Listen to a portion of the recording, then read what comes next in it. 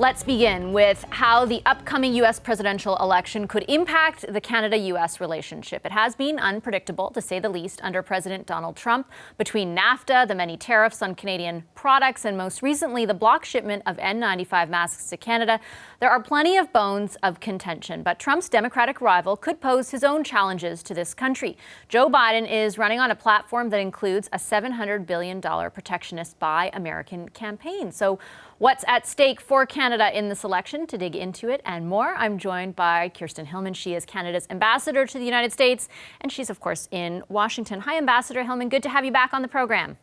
Thank you so much. Hi, Vashi. Thanks so much for having me. So we were pointing out in the introduction there that there have certainly been some flashpoints under this president in the relationship between the United States and Canada. I'm going to pick just a few recent examples. President Trump's administration has slapped tariffs on aluminum products, and the president's economic advisor, Peter Navarro, reportedly disparaged Canada's role in the NATO mission in Afghanistan. Are you concerned from your vantage point right now about the state of the relationship between these two countries? I am not. You know, I've spent most of my career sitting across the table from Americans, and what I know is this: it's a deep and broad relationship. We have, you know, as people know, over $2 billion a day in trade. We have, under normal circumstances, over 400,000 people crossing the border every single day. We've got deep military and social and personal and business and academic ties. So we're a very, very deeply integrated neighbors in many, many levels. And so that's what our relationship is based on. It's based on all of these thousands of interactions that happen every day through all aspects of our society. And it doesn't mean we're going to agree on everything. We don't.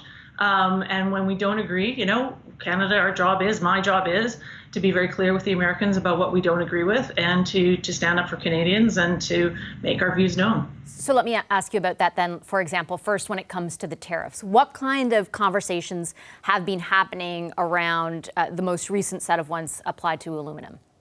Yeah, so we have had a very broad discussion with the administration, with the industry, with members of Congress. And what I can tell you is we have virtually, you know, everybody on our side on this issue down here in the United States. These are unjustified and unwarranted tariffs. We've got 97% of the U.S. industry and that opposes them, and we have a huge bipartisan coalition that opposes them. But that being said, you know, they went ahead. And so we will respond. We will respond in a measured and forceful way. And next week, if the tariffs don't come off, we will impose dollar for dollar countermeasures. Have you been given any indication? I mean, I kind of get the hint when you say virtually everybody. There's one person in particular that has not been swayed by the arguments that you're putting forth. Do you have any reason for optimism that before the week is up and the counter tariffs are applied, that the United States, that the administration might change its mind? You know, I don't want to speculate. I guess all I can say is we are continuing to make our voice known in the strongest possible terms, as are many of our allies. I hope they come off. They should come off. If they don't, ours will come on, and they'll stay on until the Americans remove their tariffs. What about the comments from Peter Navarro? They really, I can say, had a big impact in this country. I haven't had that much viewer email in a long time. I'm wondering, from your perspective, has anyone from the White House or from the administration reached out to you to try and say, those comments don't represent our actual views? Yeah, so you know, thanks for raising that, because I think it's something I would like to say is, being down here in the United States, I have a large number of our Canadian Armed Forces and their families within our Canadian government tent, both here in Washington and across the U.S. And I am deeply proud of them. I am deeply respectful of the sacrifices that they make, and I am always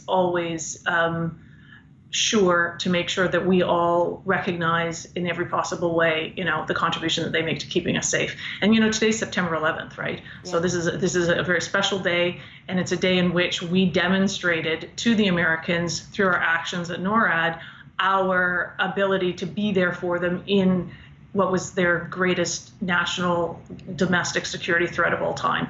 So I just wanted to start by saying that.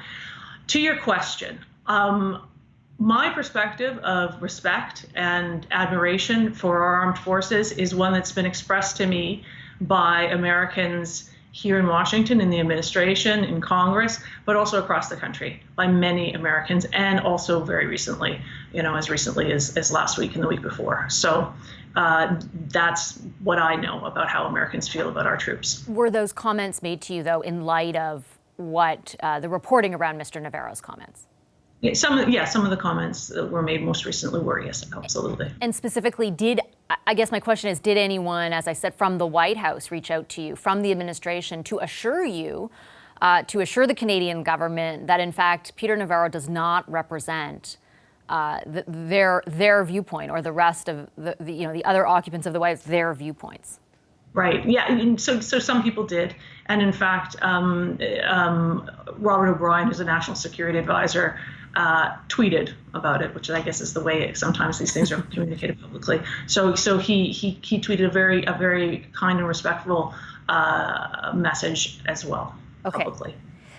Another question, I think, we mentioned 3M and what happened with that. My understanding is that Canada has signed agreements in principle with 4 American companies for potential vaccines against COVID-19. I'm wondering if you have had any conversations or been provided any assurances that if any of those candidates are successful, vaccine nationalism won't kick in, and that Canada will, in fact, be able to receive the product after the agreements that they've signed. Yeah. So we have a lot of conversations with the Americans around this particular moment that we're in, and not only the health crisis, but also the economic crisis that's come from it. Those conversations have been really successful and collaborative around ensuring that our supply chains continue to work, and our PPE supply chains, are very effective, and they are working really well. In general. And it's on the basis of those conversations that we can talk about how we want to make sure that that kind of collaboration and cooperation continues through the next phases of our fight of this virus and our recovery from this economic downturn. What is your level, I guess, though, of confidence that will be the case? And I ask because I think I understand your point that by and large, things are working well, they're working okay. We will, Canadians will remember what happened with 3M. And even, Doug Ford, the Premier of Ontario, talked about that very incident today. And so I think naturally be worried about the possibility of something like that happening, for example, when there is a vaccine, if in fact it happens to arise out of those 4 agreements. Have the conversations ever been so specific that you can, that you feel confident we will be okay, or where do things stand? Yeah, I guess what I would say to that is the conversations are around all of the ways in which our supply chains are essential for us. And that includes, health security, it includes food security, it includes energy security at this particular moment in time. So those are the conversations that we have, and we deal with any challenges or worries that we have as they come up. And at this point, in that area, we don't have any concrete challenges to bring forward to the U.S. When you talk about what happened in 3M, I think what's really important to note is that it was indeed our ability to bring the facts to the table and to demonstrate to the U.S. administration the degree to which we are integrated in all of our PPE supply chains, the degree to which we are a primary supplier of not only components to the U.S. PPE supply chain, but also, in fact, to finished products that are required for them to be able to serve the health needs of their population well.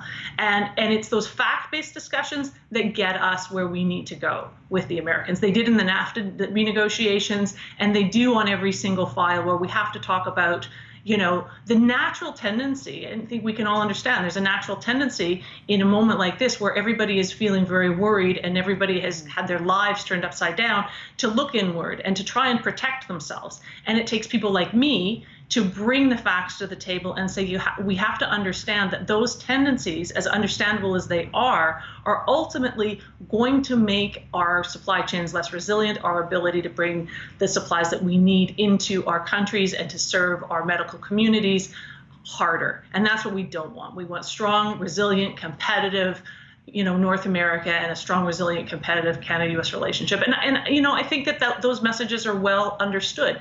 And I think they're particularly well understood because we've just gone through the CUSMA negotiations, right? So we've had so much time to talk to all Americans across the country and it's many Canadians across the country who've talked to their counterparts of all walks of life about the ways in which we need to be working together. And so there's already an open door and an understanding. And that's really important because, as I said, people are nervous and people are feeling, feeling worried. I guess. And we need to, sorry, please. No, I'm so sorry. Pardon me. I thought, go ahead, you finish. No, and so we just need to make sure that we bring the facts to the table because the facts are always going to lead us to a deeper understanding of how we're there for each other, particularly, and as I say, it's September 11th, right? We're there for each other in times of crisis, just like the people of Gander were there for all of those passengers who were trapped on that horrible day. They sure were. In that vein, the idea of looking inward, it's a bit different. Obviously, it doesn't have to do as much with the pandemic, but I was reading through Joe Biden, much of his sort of parts of the platform that have been put forth. There's a big section of it that is very protectionist oriented, that talks about Buy American policies. It's a big $700 billion plan. Have you had any conversations about the potential or any kind of the potential for that, or your concerns for the potential for that with people in the Biden campaign? Yeah, so we here, me and my team and our team across the United States, we deal with the duly elected government that's in place now. That's who we talk to. We are in an American election already. There are ballots being cast already by mail. So we're in election here. So we talk to the duly elected government. And so that's a no. but we do obviously look at the platforms of both sides to make sure that we are ready. Are you worried about? Are you worried about that protectionist vein that we obviously saw through the last campaign, and then we saw actually materialize during so much of what's happened over the last 4 years, particularly involving our country? Are you worried about that persisting, even if there is a change in government? I think we have to be vigilant. I think it's important for Canada to bring, as I said, the facts to the table to make the case for free and open and rules-based trade. I think that we have many allies in the United States who will make that case because the reality is that kind of economic posture is better for the United States. Creates more jobs. It makes their economy more resilient. It makes them more competitive. And we are a reliable partner that can bring to the table, amplifiers for their economic reset objectives. And the facts bear that out. So we bring those arguments to whomever it is that we are talking to across the government, the private sector, everyone. Okay, I'll leave it there. I'm out of time, unfortunately. But thank you for your time, Ambassador. I appreciate it as always. Really great to talk to you. Thanks. You as well. Ambassador Kirsten Hillman is Canada's ambassador to the United States. She joined us, from Washington. Hi, I'm Vassy Kapelos, host of Power in Politics. See more of our show by subscribing to the CBC News channel or click the link for another video.